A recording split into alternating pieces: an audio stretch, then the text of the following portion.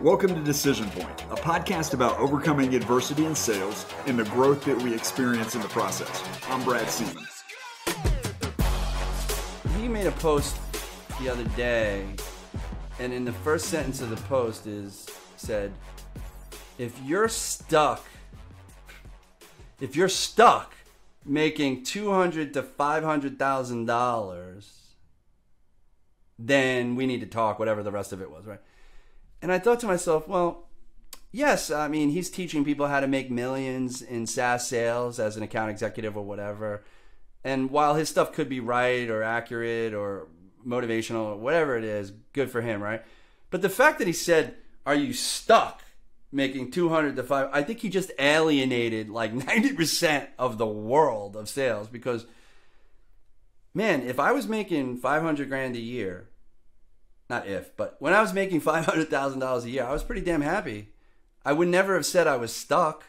I would never, and anybody from 22 years old to 49 years old, I don't think would ever say they were stuck making 300K, 400K, 500K. That's a pretty damn good living no matter where you live. Even if you live in San Francisco, that's a great, a decent amount of money, you know?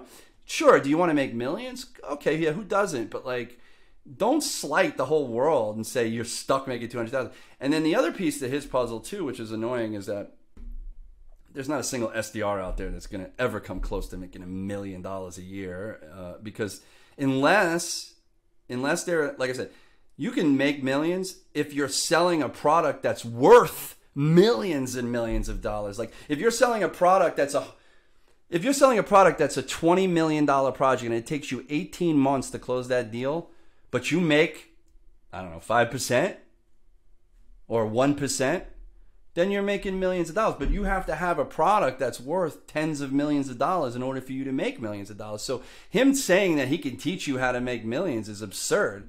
Unless you could also get me a job selling a product that's worth that amount, then I'm all for paying you whatever you want.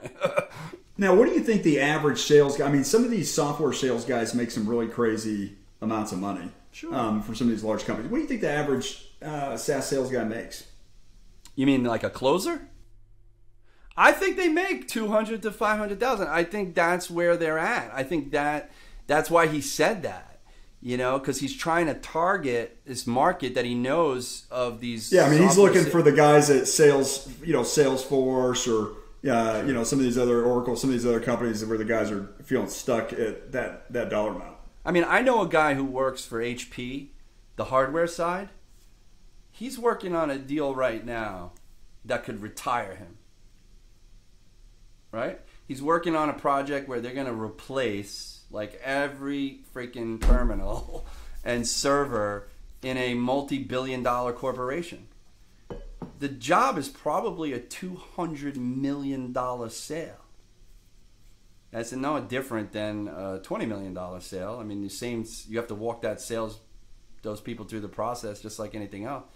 But if he closes that deal, granted, he has to split that with a couple of people, but it's going to retire him. It's going to pay him like $2.5 million, like a commission. And you think he'll keep selling? I'm sure. Those guys do, yeah. Right. You know, I have fun always watch. You know what I watch? It's really cheesy, but I watch.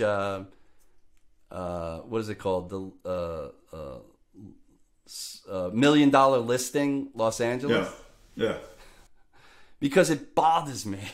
I watch it because I love to see the houses, because I think some of the houses are just wow. You're just like, wow, that's awesome. I would love to live there.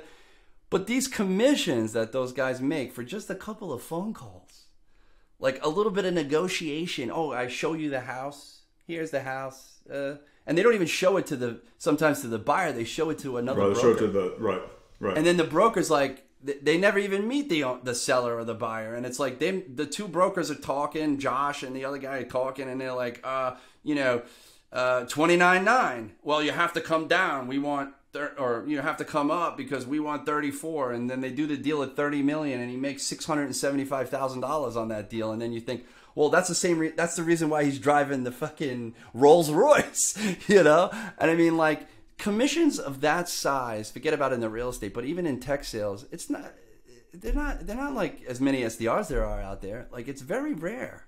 You know, 200 to 500K, I think, is a good average for most AEs in a you know, with clients with a product that has at least an ACV of, you know, 50 or 100K. You're making 200,000, you know, maybe 200 to 500,000. If your ACV is 10K, you ain't making 200. Maybe you're making 200 grand as an AE, but you have to close a lot of deals. I'm going to go back to something that you said early on. You said the difference between SaaS sales and traditional sales. So what do you feel like the biggest difference is coming from a traditional sales background and transitioning into SaaS? I think it's just that whole full cycle versus the SDRAE model. That's what I've identified as probably being the most significant difference as far as mechanics and structure. You know, the other thing is that I don't know if this is maybe a knock on tech sales or SaaS sales, but it's really not any different, any more difficult than any other solution sale, because you know you still have to have that kind of really true discovery call, understand really what's going on at the client, understand whether or not it actually is a problem you can solve, and then of course coming back and presenting a solution that makes sense, that has an ROI for them. So if you look at other complicated industries, other industry verticals, the sales process is very similar. It's not any more difficult or less difficult than it is in SaaS sales. And I don't know what it is. Maybe it's the egos of like venture capitalists and private equity and all that kind of stuff that's created this sort of elitism, if you will, in this business. You know, why is it that they, why are there, like, if, you know, I go back to my friends at Sherwin-Williams and I go to their sales meetings and stuff, and they may say one acronym the whole time that they're there, you know, and talking about metrics and things, you know, and they use just like real words. Whereas I think in SaaS, do you think that's a disadvantage to have all these SaaS? I mean, do you think it makes it like creates a black box? Yeah, absolutely. I think it makes it more difficult to understand when people, you know, try to shorten all this shit up or rename things. It's like you renamed the same thing that another, like you just call it something different. That's why I said to this girl last night who I was talking with, she's coming out of Aspireship. You know, she's looking to get her first job in SaaS sales. She happens to be similar age as me. And I said to her right from the get, I'm like, you know, what did you used to do, right? And she actually has a DJ company. She used to be in healthcare. She used to be in this, whatever. And I said, you know, you're probably going to do really well, but you're going to hear a lot of shit, I said there. Like, you're going to hear a lot of stuff that seems very complicated, very convoluted, acronyms you're not familiar with and stuff. And I just told her to ignore all of it. I said, know what you know and figure out if somebody says, oh, you need to have an ACV, just that's annual contract value, average contract value. You might call it something different. So just remember that everything that anybody's ever thrown is going to throw out at you that seems strange or different. That's all it is. It's just a different moniker, a different way of saying it. And you probably call it something else in your world, or, you know, your insurance world that you were in, or the healthcare world you're in. But it's all human psychology, human communication, right? And so, you know, I think that's the other thing too about SaaS sales is they overcomplicate everything, you know? And it's like, it's kind of like with LinkedIn, right? LinkedIn, if you say it on LinkedIn, it must be true. It's like, what? You know, like it makes me laugh. Like how many different ways can you talk about lead gen, demand gen? You know, it's like acronyms, monikers. It's just so convoluted when it really doesn't have to be. Right? It's just no. I definitely feel like it's confusing. It's overcomplicated, and you know, a lot of this stuff like ABM, account-based marketing. I mean, I think that's how you and I would have grown up to know how to market, right? You come up with a list of companies, and yeah, that's a term that's been around a long time. ABM, I think, you know, you go in and you have a very targeted group of accounts you're going after, and then you have a very targeted persona you're going after, or multiple personas you're going after. You multi-thread that whole company, you know. It's like, you Yeah, that's what I feel like is the biggest difference, just from a culture perspective, is that there's a little bit of elitism, there's a little bit of like convolution, and it just doesn't need to be. And it's actually a barrier to entry for younger, maybe less educated people, because they find it very difficult, you know. And it's like, if you just simplify it a little bit and like use regular human terms as opposed to acronyms and this, and it's like, you know, I always say to somebody when they're talking to me and they're trying to pitch me or whatever, and I'm like, can you just tell me that in layman's terms? You know, like I don't want to hear the word synergy. I don't want to hear the words like, you know, whatever, any word that's more than 3 syllables. Like, you know, it's just, why don't you just talk to me like you're talking to your friend, you know? And you're going to get a lot further with me if you do so, than overcomplicating it with all this nonsense knowledge and big words and stuff like that. So I think that this applies to sales. It definitely applies to the development of products. We have, as humans, we crave simplicity, but we have a propensity to be complex. And I think that same thing applies in sales, right? If everybody sits around, they can make it really complex. But you and I, as we buy products, really crave simplicity. Things to be simple. But it's our natural inclination to make stuff hard. I don't know. For me, I don't know. Maybe it's because I'm old, but like I can't stand when you don't have like a support hotline. If I can't talk to a human and I have to read an FAQ or a blog to get my answer, that just frustrates me. Even though it seems like it would be easier and quicker. Oh, you hit a trigger point for me, you Mark. Huge trigger point. I hate, like, outreach doesn't have a help desk support. I literally spent 2 weeks going back and forth and then getting read. Then I got read the riot act on something that was like, we literally could have got on the phone and figured this out in about 15 seconds. I mean, yeah, like even like sales intel or sales loft, I forget what it was. They're working with us now because we really pushed them. But like, they'll send you an article, and then at the end of the article it says, "Was this article helpful?" No. And if you say no, what happens? Nothing happens. Nothing you happens. Just collect that data. Oh, this wasn't helpful. What does that mean? Do you then send me something else that you think could be helpful? No. Yeah. You know, like Wix. Like, I built my first website on Wix. Wix is the worst because they have absolutely no support. There's not a hotline. There's nothing. You have to just go to the website and hope that one of those FAQs answers your problem, because otherwise, you know, I even tried to reach out to a Wix sales manager online and asked him a question. He still hasn't gotten back to me. I mean, that's like one of the worst web development companies in the world, you know.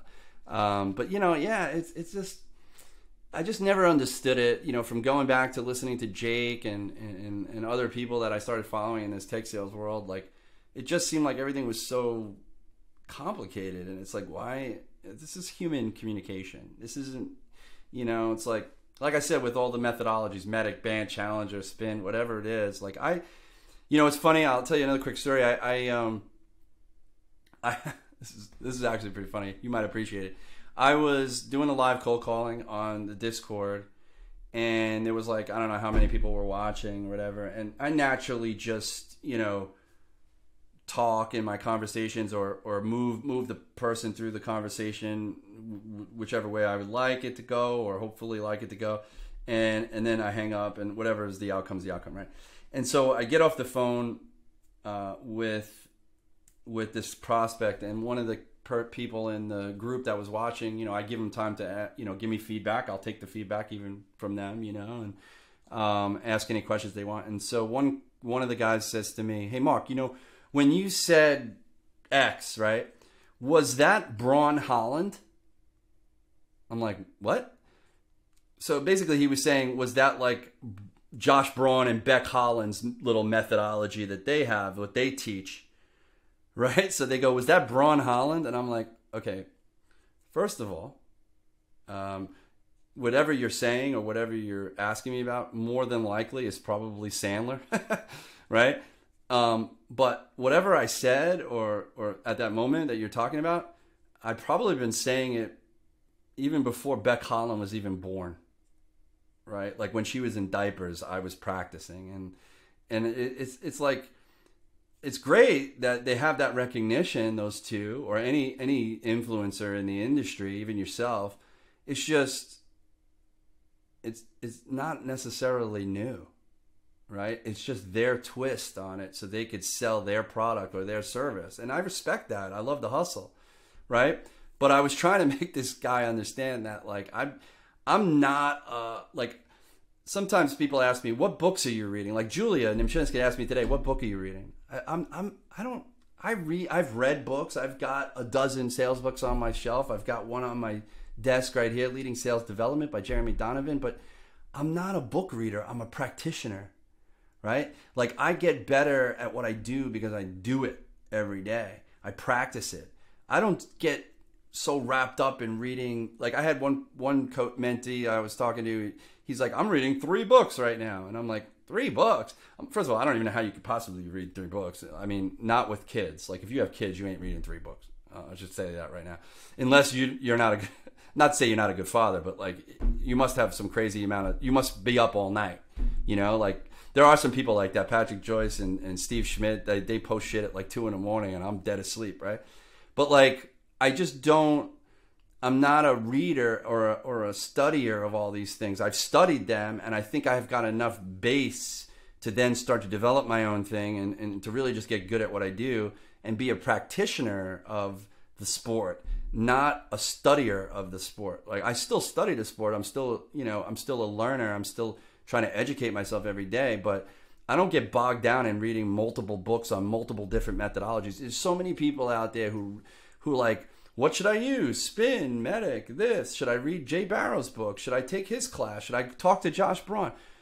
Do something. Stop just asking what you should do. Just do something. Do one of those things.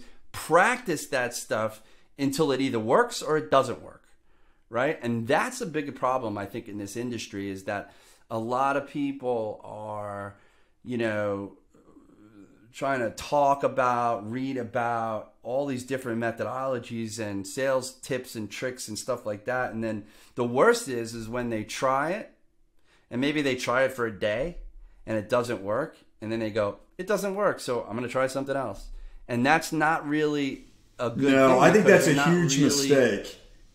Huge mistake. You got to have you need to come up with, you got to come up with a sample size. SDRs are way too quick to bail on things without a sample size. You need to say, when you implement something, I think you need to come up with a number. Like, I'm going to have 100 conversations with this pitch. I mean, but that's the problem too, right? Because I think it's leadership that's just pushing the outcome.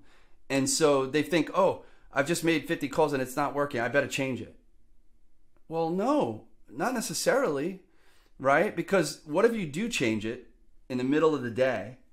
Right? And what let's just say the next thing that you implement actually could work, but doesn't work until tomorrow. So now all of a sudden your whole day, and now you're like, that didn't work. So you might give up on that one and start something new tomorrow, when it might have taken another 20 calls before you got it right, because you haven't gotten it naturally coming out of your mouth. This is what I say to people too, especially if they don't have parallel dialers or power dialers, and they're maybe only making 65 dials a day and only talking to 2 people. Fucking talk to a secretary. Call your friend. Call somebody. Like, if you call up and you press 0 and you go back to the main operator and you say, hey, I was trying to reach Bob, but can you put me through to somebody else in his department, right? And then you go to somebody else in the department. Who cares if you just pitch that person like, hey, I was calling about this. We are a group of blah, blah, blah, and we do this and we do that. Is that something you might be interested in? And the worst thing that they say is, oh, that's not me, actually. I don't know how you got my name and number, but you need to talk to so-and-so. Now, at least you've gotten the words out of your mouth. You've gotten some practice. You've gotten I always say, get the junk out of your mouth, because the first call you make is always going to be shitty. The first call I ever make every day, almost, probably sucks. Like, I just know it does, because I'm ready to make the call, but it's like in your head, you just haven't heard the motion yet, right? And it's that rhythm, that's that tone, it's that pace. And like, it comes after like the second or third call, you know what I mean? And I'm okay with dumping on the first call. Granted, I've closed deals on my first call too, or meetings on the first call too, but it's like, talk to somebody. Don't just sit there all day dialing and hanging up, you know, like go talk to a secretary, go talk to an end user if you have to. I think that's a really good insight, is like, okay, you know, sometimes you need to pump the brakes on the calls and just, I'm going to get somebody from this company on the phone. You know, I'm going to crack the egg here. And I'm going to have you kind of go through just real quick, because I guess it's so important, the gamification of the phone calls. You know, we talked about the gamification and the stats, and I think that's just like a really good mind trick to create some space for yourself, and also keep yourself to continue to go. Yeah, and you know, I'll reiterate it, but I'll say this, like maybe as more of an ending point, but like, assume that the SDR, you know, they got all those things I said, you know, they've got business intelligence, they got all these other things, they got 36 points, whatever you want to call it, right? And now they're suddenly they're talking to their boss. They're having a one-on-one with their sales manager, and the sales manager, instead of saying, well, how come you, like sometimes they'll lead with saying, like, why do you think you didn't get a meeting today? That's terrible, right? Because what are they going to say, right? But they say, like, you know, what did you learn? Right? Did you learn anything about the ICP? Did you learn anything about the persona, the vertical, the industry, business in general, business acumen? Right? That's the thing. If I had to tell people, if I had to suggest to people books to read, as opposed to like all these books about sales methodologies, just read a business book. Pick up Harvey Mackey's Beware of the Naked Man. What a book! You want to talk about a business book, like a book about just business, like, you know, or, you know, a good one I read a long time ago, James Martin's Cybercorp. This might be a little bit more attuned to technology. Like, it's about business. It's not about sales and sales methodology. It's just about understanding how people think in business, how CEOs think, how a COO thinks, a structure of an organization, why certain things happen in an organization. What is EBITDA? You know, ask anybody, like half the people in the world don't even know what EBITDA is, let alone what it stands for. So, you know, things like that, like learn business acumen as opposed to just like your world and your industry, your tech or whatever. Learn about business so you can talk intelligently with people at a level like a CEO level or a COO level. But the gamification theory to me, again, came from the idea that, you know, everybody's so focused on this outcome, like setting a meeting or closing a deal or setting the next meeting up or whatever it is. And it could get very heavy if you're not hitting that. Like, it can get very frustrating. And people get into this like self-deprecation mode when they're not hitting that number, right? Or they're looking at their colleagues who are setting meetings and ringing the bell and they're not, and they get really down on themselves. And they don't know how to look at the body of work that they actually created that day from a different perspective, in a positive way. And so what I developed is a methodology whereby if you actually are able to get through your opener, whether that be a traditional opener or a permission-based opener, whatever, and you're able to, you know, get the person talking, I give myself 2 points for that opener. So I'll write opener, 2 points, spreadsheet, whatever. And then if you are able to then gain any kind of business intel, what do I mean by that? Business acumen, something about the industry, something about the vertical, something about that persona, something about that company, their tech, how many employees they have, whatever it is, I give myself 2 points for every piece of information, or 3 points for, depending on how it comes to me. If it's multiple, after multiple questions, I might actually give myself a point each time or whatever. And then referrals, right? So out of the gate, I might get, oh, this isn't me. You know, you need to speak to so-and-so. I give myself 2 points for that internal referral. If you happen to have a conversation with somebody and it's going really well, yet maybe they don't want to set a meeting, it's not the right time, maybe it's really not for them, but they just had a nice interaction with you back and forth, I typically will end that call, or towards the end of that call, and say, hey, look, sounds like you know, this might not be a good fit for the two of us right now, but I can imagine you have a pretty large network as a CEO. if you had to guess, who would be, in your network, would be the, somebody that might be interested in this. And so if you get that external referral, which is very difficult to get, because 9 times out of 10, they're just going to go, I don't know, they like that you gassed them up and saying they have a big network, but now they can't even identify somebody. Identify somebody in the network. Which is kind of funny. But I give myself 4 points for that because that's huge, right? 5 points if you get the meeting, 3 points for the business intelligence, 2 points for the internal referral, getting over objections, 2 points, getting your pitch out is 2 points. So at the end of the day, right, when you look back and you say, oh my God, I really didn't set any meetings today, but I got 3 referrals. I learned a shitload about my industry. I found out that probably the persona I'm targeting really works with the CIO. So I'm probably going to have to get that person in on the call potentially at some point. So you learn all these things. So when your boss comes around to you and says, how was your day? You have something to say as opposed to, I didn't get any meetings. I'll try again tomorrow. I can't imagine how many every day end their day like that. Like if they have a stand-up at the end of the day or a quick call with their boss and they're like, tomorrow's another day. Why would you say that? Why wouldn't it be better if you could say, well, hey, you know what? I learned this and that about my industry today, about this persona. I got 2 referrals. I got actually 2 warm leads that I'm going to follow up next week and set because they weren't ready to meet. They were at a trade show this week. I had a pretty decent day. I didn't get a meeting, but I had a decent day, and you feel good about it. You feel good. You feel better about it than just saying, I didn't get any meetings. So. You said so many great things. The one big takeaway here is, I think, the implementation of what did you learn today? Because I think that's a huge takeaway, is not how many meetings did you set, but what did you learn today? Meetings should be a byproduct of learning, interest, and execution. Absolutely. That's what it should be. And so what did you learn for that? I think lays the groundwork for that to be accomplished. Is meetings should be a byproduct. And somebody said I couldn't be. And somebody said not all the best salespeople are the best leaders. And I'm like, why not? Well, they could be, And I've always wanted to be a leader or have been a leader. I have been sales leader in several companies, but it's I don't see why. I think that's one of my biggest issues with this industry too, is that the sales managers. Well, I'll give you an example. This might be a cut on some people. I'm not going to mention any names, but you have a product. Let's just say, I'm not going to say the particular person at this company, but a product like Nooks, a product like Gong and Chorus when it first came out, right?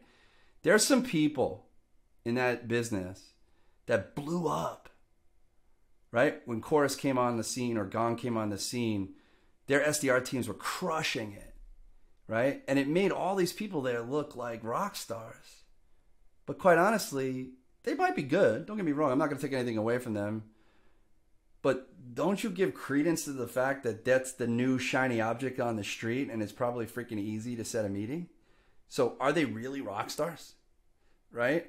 They still could be, and they still may have grown into it. I'll name a few, like Gabrielle and Sarah and whatever. But there was a lot of people there that got a lot of oomph or got a lot of push because they did so well. But I mean, come on, man. It's like Nooks, a guy at Nooks, set 60 meetings in the first month. Of course you did, right? Because all your contacts, all the people who want to use Nooks are on LinkedIn, and you have a pretty decent presence. And of course you're going to set 60 meetings. Question is how many of those did you close?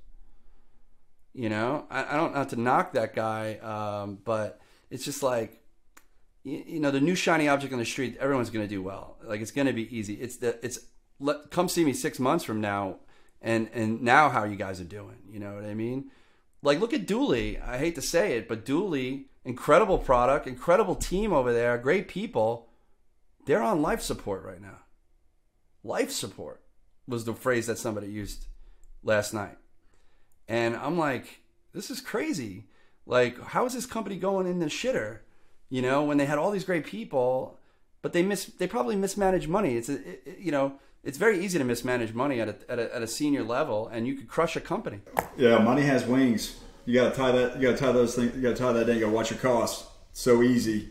It's like we were talking early on. It's easy to spend money. You got to watch your costs. Well, Mark, this was great.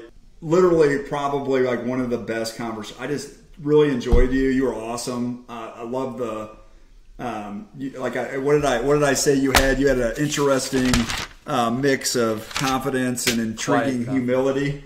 So I appreciate it. I mean, it was just a great conversation, man. I'm so glad you clicked or threw something there on the comments, and it's great having you on. And I'll send you a calendar invite for next week. I'd love to keep talking. If you can't do it, we need to move it. We can do that. But it was great. Yeah, I can do it. And I can do it. that'd be awesome. So I look forward to it, man. Thanks, Brad. Yeah, you bet. Thanks, Mark.